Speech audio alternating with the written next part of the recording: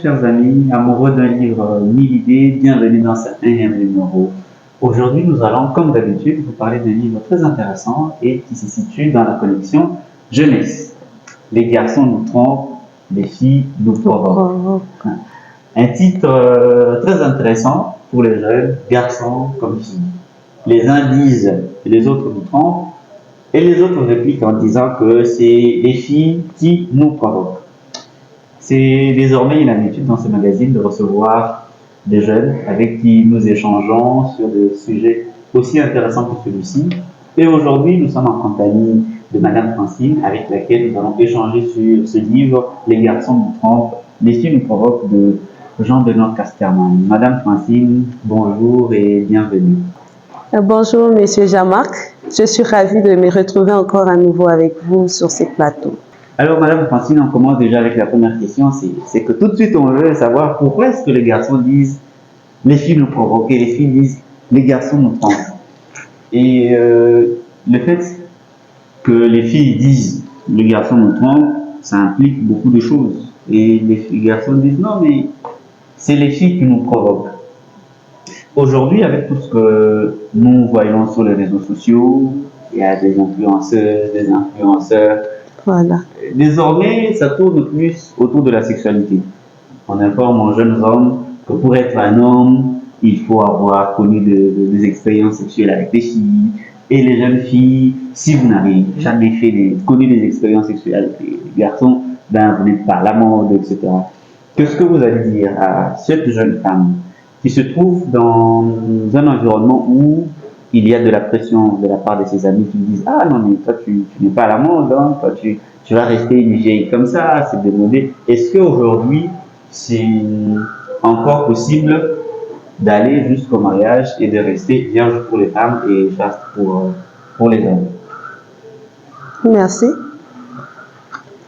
Comme je vous ai toujours dit, nous on œuvre avec la jeunesse et surtout on est avec la jeune fille. C'est vrai qu'avec les réalités actuelles, c'est un peu complexe l'idée de trouver les filles qui sont vierges parce qu'elles ne les disent pas. Donc on va dire que l'idée est complexe. Pourquoi? Celles qui ne les sont pas, je ne sais pas si elles sont, c'est l'honneur, je ne sais pas, de partager cette expérience avec les autres. Or, c'est pas, on ne va pas dire une honte parce que ça dépend des contextes avec lesquels elles se retrouvent dans cet état-là. Il y a les autres, elles ont été violées, il y a les autres qui ont vécu vraiment des expériences dont on ne va pas parler ici. Mais dire qu'il n'y en a pas, ça serait nous mentir. Il y a des filles qui s'égardent et des hommes qui s'égardent. Seulement que nous, dans ces magazines, on va prôner plus sur celles qui s'égardent et ceux qui s'égardent et dire que ce sont des valeurs qu'on ne doit pas perdre. Pourquoi? Parce qu'il y a des expériences, quand on les apprend tôt, ça détruit si ça n'a pas été bon. Comme même dans les livres, on nous dit, il y a ceux qui ne croient plus à l'amour parce qu'ils ont connu tellement de chocs et pour eux, l'amour n'existe plus. Or, je cesse de le dire, l'amour est le plus beau des sentiments. Quelle que soit la personne avec qui on vit cet amour-là, quand cet amour est vrai, donc c'est un beau sentiment. Pour revenir à ce que vous avez dit, oui, aujourd'hui encore, on peut trouver des filles vierges, même à 25 ans, même à 30 ans, si on peut exagérer, il y en a. Seulement qu'elles doutent, on va dire, elles vivent tellement de choses et elles ne veulent pas s'exprimer. Or, moi, je serais ravie de voir comme les autres, comme on l'a dit ici, avec tout ce qu'on entend, avec l'environnement qui est comme, on dit quoi qui choque trop sur nous. On s'est dit, il faudrait que je les fasse parce que les autres l'ont déjà fait. Il faudrait que je vive aussi cela sans peut-être une préparation, parce que celle qui t'intoxique à faire tel ou tel autre acte, tu ne sais pas dans quel contexte elle a eu ses premières relations. Tu ne sais pas. Alors, c'est pas mieux. Ce sont des expériences à éviter, surtout venant des amis. On va revenir sur la base de l'éducation qui est la famille. Moi, je dis toujours, nos mamans, nos grandes sœurs en famille ont une grande charge de nous en parler. La sexualité, quand on l'apprend en famille, elle est vraiment responsable parce qu'on va te donner le pour et le contre et on va te donner les avantages de se garder jusqu'au mariage. Ouais. Mais quand elle est apprise ailleurs, sur la rue, Moi, je pense qu'on va te donner juste ce que tu vas vouloir entendre des autres, et puis ça ne sera pas beau. Donc, on va dire qu'on va encourager nos sœurs, encourager nos frères, et quand tu l'es encore, ou même quand tu l'as déjà perdu, parce que ces livres que nous sommes en train d'exploiter aujourd'hui, l'auteur nous parle aussi de ceux qui ont commencé et puis qui ont trouvé que ce n'était pas... bon, on va dire. Assez intéressant. Voilà, il fallait attendre le bon moment ou attendre la bonne personne avec qui on va commencer à partager cela. Et moi, je trouve que si tu es déjà activement sexuel, tu peux arrêter et faire une nouvelle expérience. Et puis, continuer avec l'homme ou la femme que tu vas choisir. Et pour ceux qui ne l'ont pas encore découvert, d'attendre les bons moments pour le faire. Moi, je pense que je peux le dire ainsi. On va rebondir avec ce que vous avez dit. Oui. Dans la société, il y a une pression. Oui. Généralement sur les femmes. Non, elle est polygame, ça va être compliqué, etc. Oui. Qu'est-ce que vous allez donner comme conseil ou un partage avec ces jeunes hommes qui peuvent tomber sur des jeunes femmes qui ont déjà connu des expériences avant et on va les étiqueter d'une certaine manière? Qu'est-ce que vous pouvez prodiguer comme conseil à ces jeunes hommes-là? Parce qu'aujourd'hui, sur les réseaux, il y a presque tout qui se dit et parfois en famille, on ne se dit plus tout puisque tout le monde le soir et chacun est sur son téléphone. Celui-ci sur un réseau social particulier, celui-là aussi.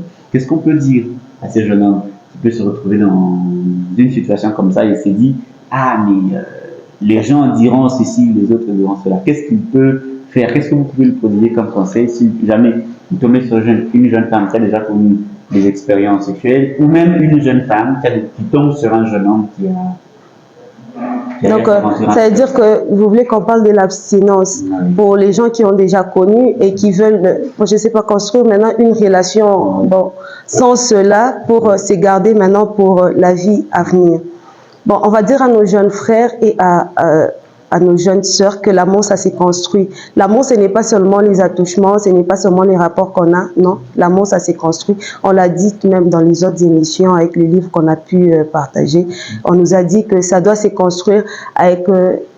on doit avoir de bonnes bases, voilà. On aura plus des activités à partager ensemble. On va mettre beaucoup de choses qui vont nous construire au lieu de rester dans ce qui... Bon, c'est vrai que c'est peut-être un épanouissement, c'est l'envie, c'est un plaisir de quelque temps et puis qui peut gâcher. Parce que pour celle qui a déjà connu, elle risque de commencer à... Moi, je sais pas... à idéaliser voilà, telle ou telle autre personne. En même temps aussi, quand il découvre une nouvelle personne dans sa vie, il commence à comparer. C'est pourquoi on nous demande de nous abstenir. C'est pourquoi on dit à celles qui ne le sont pas encore et qui sont encore vierges ou qui l'ont pas encore fait, de se garder. Pourquoi? Pour éviter les comparaisons futur. Donc, ça veut dire que la relation que vous êtes en train de construire, si vous vous dites qu'on va aboutir jusqu'au mariage, pourquoi pas attendre? Pourquoi? Parce que quand tu attends jusqu'au mariage, au moins l'idéal, ça sera cet homme-là. Mais quand il y en a eu plusieurs, tu risques d'être avec quelqu'un et puis tu commences à les comparer à tel et tel autre, surtout si tu as eu plusieurs expériences. C'est pourquoi on nous interdit. L'Église nous dit de nous préserver, la famille par rapport au moral, parce qu'il y a des familles aussi qui partagent rien et qui n'ont pas de morale, on ne va pas enseigner. Comme on l'a dit, là, le soir, chacun est sur son smartphone, chacun est en train de faire vraiment sa vie. Il n'y a pas un temps de partage. On nous supplie, même cette émission ici, c'est à peine que les gens vont la regarder et puis, bon, on va dire. Mais ensuite, moi, je vais dire à mes sœurs, c'est pas perdu, hein. Ce n'est pas parce que tu n'es plus vierge que c'est perdu, non. Tu peux prendre la décision aujourd'hui de te dire non, je ne les ferai plus. Mais prends pas la décision par rapport d'abord aux autres. Prends la décision par rapport à toi-même. Il y a les IST, il y a tellement de choses que l'on ne nous dit pas, parce que quand la personne se filme, c'est pour quelques minutes, il va vous donner sa mot, c'est qu'elle pense que c'est bon. Ce qui n'est pas bon, il ne vous dira pas. Et puis, donc, il y a des décisions qu'il faut prendre, surtout pour nos jeunes sœurs déjà majeures. Donc, ça veut dire que tu es déjà consciente, 16 ans, 17 ans, tu es consciente. Alors, tu prends une décision par rapport à toi, pas par rapport à ton entourage, par rapport à tes copines, non. On a toujours tous des limites. Et puis, moi, je me dis toujours, une personne qui vit, qui n'a pas de limites, moi, je trouve que ce n'est pas une vie. Ou toi, tu peux tout faire, vraiment tout, et à n'importe quel moment. Non, non. On doit toujours avoir des limites, surtout quand on aspire à des grandes choses. Aujourd'hui, tu peux faire n'importe quoi avec les téléphones, tu te filmes. Moi, je sais pas, peut-être tu les fais, on te filme et après, tu deviens une autorité. On te lance quelque chose et puis tu vois ce que ça va donner. Donc, c'est important pour d'abord soi-même. On dit quoi? D'abord, il y a des choses, on les prend d'abord pour soi-même et puis ensuite pour son entourage. Le mal, c'est que celles moi je sais pas, qui sont activement sexuelles, en parlent sans honte, sans gêne. C'est pourquoi on dit que la société autour de nous, c'est comme si ça nous coince un peu, oui. Or, ça devait être le contraire. Pour celles aussi qui n'ont pas encore connu d'homme, ils peuvent présenter aux autres que ce n'est pas mal. Donc, c'est vrai que on ne sait pas comment on va les dire dans des termes, mais ils peuvent aussi les prôner. Dans des assemblées comme ça, moi, je dis toujours, quand vous êtes en formation, quand on dit qui n'ont jamais connu des hommes, c'est rare qu'une femme lève sa main, même si elle est consciente qu'elle ne l'a jamais faite. Pourquoi? Elle a honte, elle se gêne. Or, c'est une fierté. Lever son doigt, c'est une fierté, tu peux partager. C'est vrai que les autres peuvent même hurler sur toi, surtout quand tu es un peu âgé, ça veut dire que tu es déjà au-delà de 25 ans. Ah bon, pour nous, c'est une honte. Or, c'est une fierté qu'on peut prôner. Donc, ça veut dire, dans une assemblée comme ça, on dit, qui n'ont jamais connu, donc on va parler d'abord des filles. Qu'une fille s'élève pour mettre son doigt et dire que moi, je ne l'ai jamais fait. En tout cas, sans que vous ne... Peut-être que vous puissiez me contredire. Donc, c'est vraiment rare. Par contre, quand on dit que les filles puissent expliquer leur expérience, en tout cas, bon, je sais pas, ça vient comme ça, elle se prend, elle commence à parler. Bon, tu vois. Or, pour l'éducation d'aujourd'hui, on aimerait que ça soit le contraire. Pour celles aussi qui n'ont jamais connu, qu'elles prennent le courage d'en parler et de dire pourquoi, parce qu'il y a toujours des raisons.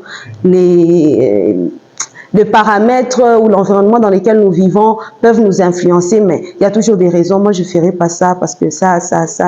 Donc, il y a toujours des petites raisons autour de cette question-là. J'aimerais qu'on revienne un tout petit peu à l'abstinence, parce que même dans les livres, il y a une petite partie où Jean-Benoît Casterman en parle.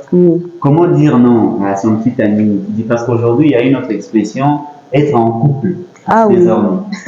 Du coup, quand on se fonde sur ce qu'on regarde à la télévision, généralement dans les films américains, pour les jeunes qui se disent être en couple, ils font un peu tout ce que le couple peut faire, alors qu'ils ne sont pas mariés, que ce soit légalement ou religieusement parlant.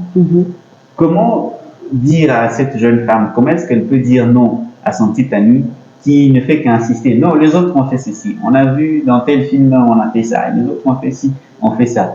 Et parce que la fille, elle s'est dit, si jamais je dis non, il peut partir. Oui, et après, il va dire à ses amis, je suis parti, vous voyez telle fille et tout ce qui va avec. Qu'est-ce qu'on peut donner comme conseil à cette jeune fille? Qu'est-ce qu'elle peut dire, qu'est-ce qu'elle peut faire si jamais elle se retrouvait dans une situation comme ça? Ah oui, ça c'est vraiment une situation compliquée, mais on va essayer de répondre et d'aider nos jeunes dadas et nos petites sœurs à dire non. C'est vrai que dire non, c'est pas toujours facile, c'est pas évident, surtout pour quelqu'un que tu aimes. Mais moi, je dis toujours, le sexe ne retient personne. Ce n'est pas parce que tu t'es donné à ces messieurs-là qui va rester avec toi. Non. On va rentrer sur les bonnes bases. Donc, ça veut dire l'éducation est la base de votre relation. Quand vous vous êtes croisés, moi, je suis sûre qu'il a regardé d'abord les visages. Peut-être ce n'était même pas les visages, c'était tu parlais et il était juste à côté. Il a entendu juste ta façon de parler et tu l'as plu. Et une relation s'est construite par rapport à ça. Donc, nous allons dire que dire non, c'est pas une évidence, mais on va commencer par les bases de votre relation. Sur quoi vous vous basez? Et c'est quoi les ambitions que vous avez pour votre relation? Parce que moi, j'ai dit, pour une relation qui s'est dit que c'est pour arriver au mariage, parce qu'il y a des gens même qui sont restés ensemble, qui se sont abstenus jusqu'à, et puis arriver peut-être, moi je sais pas, quand ils envisagent se marier, ils vont pour faire des tests, les tests ne promettent pas, ou tout comme un tel ou tel autre événement vient et les surprennent et ils peuvent pas être ensemble. Mais ils se sont, on va dire quoi, ils se sont abstenus tous, ils se sont dit non, nous sommes au mariage et puis on va consommer notre relation au mariage. À ces personnes-là, nous les encourageons. C'est vrai que c'est pas facile, c'est pas évident, mais moi j'ai dit s'ils partent, ce n'était pas le bon, c'est tout. Ce n'était pas le bon parce que, mais il faut pas dire un non, on va dire un non sec, donc parce que la personne est venue te dire non ma chérie, moi je vais être avec toi et puis tu lui dis non, non, pas un non sec. il faut lui donner des raisons pour lesquelles tu veux pas.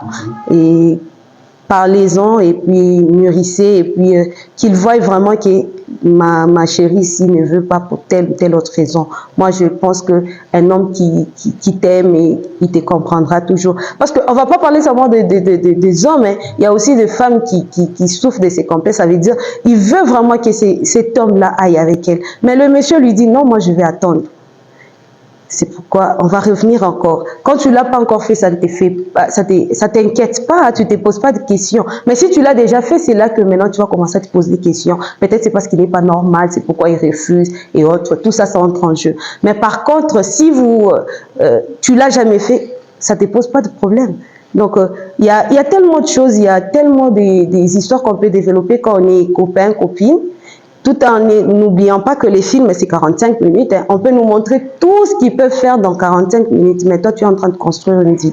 Si à chaque fois que tu auras un nouveau copain, vous devez coucher ensemble, combien de fois tu vas les faire et pour quel but? Donc, c'est un peu... bon, ça part de l'éducation. Il y a un enseignant qui me faisait réfléchir autrement quand il s'adressait souvent aux jeunes filles. Il disait, vous savez, les hommes sont assez complexes et compliqués. Il donnait souvent l'exemple d'une dame qui peut vendre des fruits. Il dit, mais il y a souvent l'échantillon. Ah oui. Est-ce que vous avez déjà vu quelqu'un acheter l'échantillon? Ah, ça c'est sûr. Répondez tous non. Il dit, mais pourtant, tout le monde vient, on goûte à l'échantillon. On dit, je peux goûter un peu ici. On coupe un peu. Et puis, ah oui, c'est bon. Pour acheter, tu prends l'autre. Je vais prendre 2, 3. Il dit, mais avec certains hommes, c'est comme ça. Et après, vous serez comme l'échantillon. Quand il aura envie de se marier, il va chercher quelqu'un d'autre. Oui, c'est ça. Ça, c'est sûr. Déjà, même sur les réseaux sociaux, on le voit. On te dit, non, tu n'affiches pas ton monsieur, tu seras surpris. Quand toi, tu es en train de les cacher, quelqu'un d'autre, il est en train de doter chez quelqu'un d'autre. Oui, mais en même temps, ce n'est pas aussi ça. C'est pas aussi vrai. Parce que moi, je dis toujours, quand tu es dans une relation, toi-même, tu sais quand c'est vrai et quand c'est faux. Tu le sais. Il y a les autres qui s'accrochent. Mais moi, je dis, le corps, ça ne retient personne, ni l'homme ni la femme. Il ne reste pas parce que ton corps est beau, parce qu'il t'a découvert, non. Si la personne reste, c'est parce que tu as des valeurs, c'est parce qu'il a vu en toi, moi je sais pas, la maman pour ses enfants, qui va éduquer ses enfants, quelqu'un qui va l'aider. Ces messieurs-là aussi, tu peux rester avec lui parce que tu vois en lui, moi je sais pas, un père, un grand frère, quelqu'un qui va t'aider aussi à œuvrer ou à réaliser tes rêves. Parce que maintenant, on a des femmes ambitieuses. Il s'arrête pas juste à étudier et puis je vais rester à la maison, commencer à, moi je sais pas, m'occuper des enfants. Non, il y a toujours cette femme aussi qui veut aussi œuvrer dans quelque chose. C'est vrai, elle est au foyer, mais elle va œuvrer dans quelque chose. Et j'aimerais qu'on retourne un peu à l'église. Oui. Quelle est la place de l'église? Parce que comme vous avez dit que vous occupez des jeunes, bon, si je suis dans le mouvement de jeunes, oui. Quel est le rôle que doivent jouer ces groupes de jeunes dans nos églises par rapport à l'éducation amoureuse et même sexuelle de jeunes? Parce qu'on commence à se rendre compte que c'est plus le monde extérieur qui influence maintenant l'église. Parce que ce soit dans la musique, le cinéma, tout ce qu'on voit, on a comme l'impression qu'il y a une pression terrible qui s'exerce sur les jeunes. Et les jeunes se disent, ben, on peut tenter le coup. Que j'essaye aussi, que je fasse Quel est le rôle que l'Église doit jouer pour une bonne consolidation de l'éducation sexuelle des jeunes? On va dire que d'abord, nous, on a de la chance parce qu'on a déjà beaucoup de groupes et mouvements dans l'Église. Et dans ces groupes et mouvements, je pense, à moins que je m'abuse, il y a toujours des petits thèmes dans ces sens-là. Parce que comme on l'a dit avant, en famille, c'est presque plus le temps. Hein, on a presque plus le temps pour parler de l'éducation sexuelle à la jeune fille, tout comme au garçon. La maman, elle est tellement occupée, les papas, il est dans ses affaires et puis les filles sont occupées sur leur téléphone. Et c'est comme ça que la rue nous éduque plus que... Maintenant, l'Église... Moi, j'ai dit, l'Église nous donne tous ces temps-là et toutes ces opportunités. Seulement, c'est nous qui ne les saisissons pas. Parce qu'il y a des gens qui sont à l'Église qui ne sont dans aucun de mouvements de l'Église. Quand tu lui demandes, elle te dit, ah, moi, je viens seulement le dimanche à l'Église et puis je pars. Oui, c'est bien, tu viens, oui, mais il y a aussi ton éducation qui doit être mûrie. Il y a certaines choses, quand tu les entends dans un cadre, moi, je sais pas, spirituel, ça t'édifie plus que quand tu l'entends sur la rue. Vous voyez, donc... Moi, je dis, l'Église joue déjà son rôle. C'est à nous de nous impliquer pour que nous puissions bénéficier de ce que l'Église nous offre. Parce qu'il y a toujours des formations. Comme l'année qui vient de s'écouler, on a eu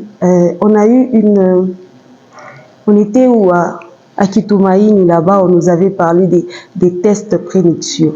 Il y avait un médecin qu'on a invité. Il y avait vraiment beaucoup d'interventions sur ça.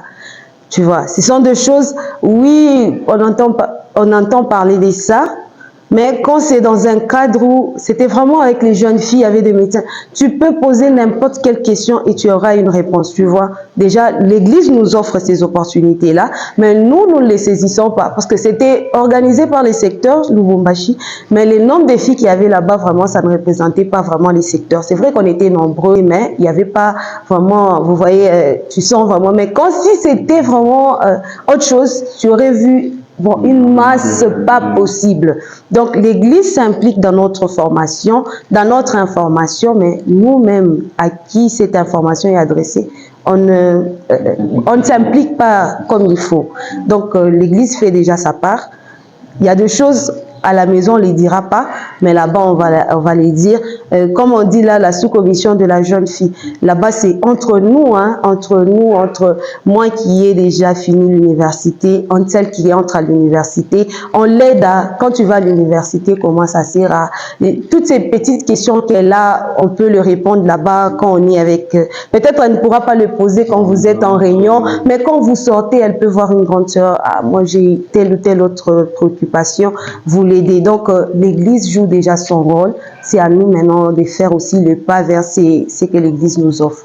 Alors, chers amis jeunes, vous tous qui nous suivez, nous regardez de partout, n'hésitez pas à vous engager dans votre église, dans un mouvement des jeunes. Ça sera toujours important pour votre épanouissement à vous. Parce qu'il y a des questions que vous pouvez poser à la maison et d'autres non, parce que vous avez honte des parents, vous avez honte en plus de vous étiqueter. Mais comment est-ce que vous êtes allé à poser cette question? C'est-à-dire que vous êtes perdu, etc. Mais dans ce groupe de jeunes, on fera toujours un effort de vous approcher, de vous dire attention, il y a tel danger à tel endroit, tel plutôt ceci, à lieu de cela. Et entre jeunes, vous aurez aussi à recevoir des expériences d'autres personnes qui vont vous dire hey, attention, moi j'ai eu à faire ceci, mais malheureusement, je ne savais pas que ça pouvait me mener là. Madame Francine. Présente. Les garçons nous trompent, les filles nous provoquent. Qui ont tort et qui ont raison? Ni l'un ni l'autre. Il n'y a personne qui a tort, il n'y a personne qui a raison. Celle qui se trouve trompée peut accuser l'autre de l'avoir trompée et vice-versa, on peut dire comme ça. Il n'y a personne qui a tort, il n'y a personne qui a raison. Seulement, comme on l'a dit, il y a deux choses quand ça nous arrive. C'est mieux de voir les aînés pour avoir plus d'éclaircissement et moi je sais pas d'accompagnement dans ce que nous vivons. S'il y a plus beau ici sur terre, c'est avoir des gens qui t'aiment. C'est très important, des amis sur qui tu peux compter. On ne parle pas seulement des relations amoureuses où nous sommes en couple, c'est seulement les cercles d'amis qui sont au courant de cette relation. Mais on parle même des relations amicales où même les parents savent que ces deux, ils ont grandi ensemble, ils font tout ensemble. Et briser ces relations-là à cause des incompréhensions pour un petit plaisir, moi je trouve que ce n'est pas, c'est pas important et c'est pas nécessaire. Donc, ni les filles ni les garçons n'ont raison, seulement il faut faire la part de choses. Alors, comme on va petit à petit vers la fin de ce magazine, j'aimerais qu'on termine un peu avant qu'on finisse complètement sur 2-3 notions. Puisque depuis un moment, on a dit il faut qu'on insiste plus sur les valeurs. Ceux qui ont des principes sont mal vus. Si vous vous dites non, ça moi je ne peux pas le faire parce que je fais le valeur. Ça je ne peux pas le faire parce que la moralité m'est interdite. Ça je ne peux pas le faire parce que. Et on va étiqueter ces personnes, nous dire ah mais vous prenez pour qui? Vous pensez que vous êtes plus malin que nous? Vous pensez qu'avec vos principes là, vous allez aller où avec vos principes? Qu'est-ce que vous allez dire à ces jeunes qui restent droits dans ces principes, qui disent moi en tout cas je ne peux pas faire telle chose, je reste toujours dans mes principes? D'accord, merci. D'abord, moi, je les encourage. Hein. Même la Bible nous dit que ton non soit un non et un oui soit un oui. Surtout quand tu as raison, tu es vraiment, tu as raison. Moi, je ne trouve pas que tu dois changer pour quelqu'un. Donc, on va les encourager à rester égal à eux-mêmes pour des bons principes, pas des choses qui ne sont pas correctes, non. Mais pour des choses qui sont correctes, pour l'intégrité, l'honnêteté, le respect, moi, je ne sais pas... l'amour, tout ça, tout ce qui est vraiment bon, tout ce qu'on a reçu. En tout cas, moi, je trouve que même si on doit te pointer du doigt, reste égal à toi-même. Parce que ces gens-là, ils sont en train de te tenter et puis après, ce sont eux qui vont dire à côté, lui, il disait ça, mais voilà ce qu'il a fait. Mais par contre, quand on voit que tu es toujours égal à toi-même, c'est eux-mêmes, même s'ils ne te félicitent pas en face, mais à côté, ils sont en train de t'envier. Parce que moi, j'ai entendu des gens comme ça. J'aime telle personne parce que quand elle a dit telle chose, elle le fait. Quand elle dit que je serai là à telle heure, elle respecte. Il y a des gens pour qui l'heure vraiment, c'est vraiment important. 7 heures juste, c'est 7 heures juste. Et pour ça, il est respecté pour ça. Même autour de lui, il t'a donné rendez-vous à 7 heures. En tout cas, si tu y vas à 7h45, en tout cas, vraiment, tu vois, il y a des petites choses, des petites notions que nous sommes en train de perdre, mais qui font notre personne. Non, faut pas, moi je dis pas, faut pas vivre, bon, faut pas vivoter parce que tu es là, parce que tel fait, je dois faire, parce que tel a dit, je dois. Non, c'est ça même, ça fait même moi la beauté de la personne quand on sait que ça non, au lieu, toi tu es tout prêt à tout, tu peux tout faire à n'importe quel, non. Une personne, c'est celui-là qui a des limites, qui a, moi je sais pas, c'est normes, c'est règles. On a les règles de la société que la société nous impose. On a ce qu'on a été, on nous a inculqué par la famille. Et il y a aussi ce que nous avons de tout ça. On a fait aussi notre personne avec telle ou telle autre, moi je sais pas. Avec ce qu'on a reçu de l'école, de l'église, de la société, on s'est fait vraiment, on s'est forgé une personnalité et on doit être fier. On doit être fier, surtout quand tu es en train de marcher sous la droiture. Moi, je ne vois pas pourquoi tu vas t'élasser parce qu'il y a telle ou telle autre personne qui pense que tu es trop dur. Non. On va les encourager à rester égal à eux-mêmes. C'est important et puis c'est beau. Alors, pour ceux qui nous suivent, qu'est-ce qu'ils doivent retenir de ce livre? Les garçons nous trompent les filles de manière générale. Qu'est-ce que vous allez dire à toutes ces jeunes filles, à tous ces jeunes hommes qui nous ont suivis et regardé de partout? D'accord. On va parler d'abord, comme on l'a dit quelque part, que quand quelqu'un veut à tout prix que tu puisses aller avec lui, qu'est-ce que tu fais? On l'a dit, si la personne t'aime, il restera. Mais si tu n'aimes pas, il va partir. Mais si papa et qu'il insiste et que tu trouves que tu risques de céder, moi, je conseille à ces messieurs ou à ces dames de rompre. Ça, c'est la première des choses qu'on va retenir. Donc, rompre quand tu trouves que, en tout cas, les conditions ne sont pas bonnes pour moi. OK, pour mes principes, pour ce que j'envisage pour l'avenir, il faut rompre et arrêter cette relation. Et puis, autre chose, c'est que on va retenir aussi que la chasteté, la virginité, ce sont des vertus. Quand tu en as, prends ça. Ne laissons pas les autres qui ont connu les hommes nous faire voir que c'était plus meilleur et ce que nous vivons n'est pas meilleur. Non, on doit les prôner, on doit être fiers de ce que nous gardons encore. Et pour ceux qui l'ont perdu et qui pensent qu'ils peuvent vivre l'abstinence, nous les encourageons aussi à vivre l'abstinence et d'être fiers de ce qu'elles ont choisi de vivre pour l'instant et le moment. Et les garçons nous trompent, les filles nous provoquent. C'est un petit recueil. Quand vous la lisez, vraiment, il y a des petits conseils. Vous allez en rire, mais qui vont vous aider pour la vie. Moi, je pense que c'est une belle collection. Chers amis jeunes, amoureux des livres en idées, merci de nous avoir suivis, de nous avoir entendus, regardés de partout. Vous avez aimé ces magazines? Dites merci à toute la grande équipe qui ne cesse de se battre pour nous trouver des sujets toujours aussi intéressants qui vont nous édifier et faire en sorte que nous puissions nous épanouir de la plus belle des manières. N'hésitez pas à aller faire un petit tour sur notre YouTube, abonnez-vous massivement, partagez les liens et partagez aussi à d'autres personnes. Si jamais vous êtes intéressé, n'hésitez pas à passer à la librairie, faites un petit tour. Par vous-même, vous viendrez découvrir autant de livres qui appartiennent à la même collection. Nous sommes sur l'avenue Lomami au numéro 48.